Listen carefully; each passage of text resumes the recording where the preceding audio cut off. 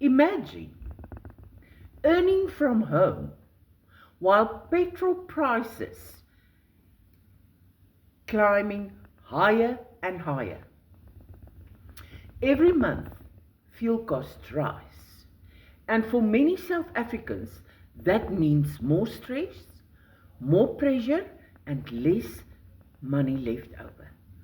Driving to school, driving to work, daily errands, petrol is eating into salaries faster than ever.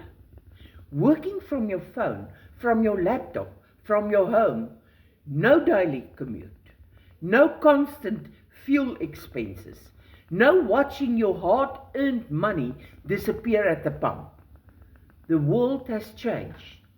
More people are discovering to create income online, building something extra without depending on traditional systems.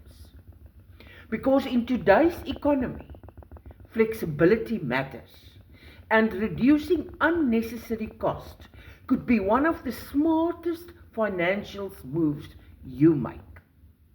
Petrol might keep rising, but your opportunity to think differently can rise too.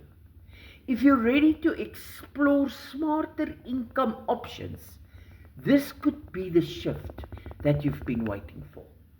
Put yes in my comments.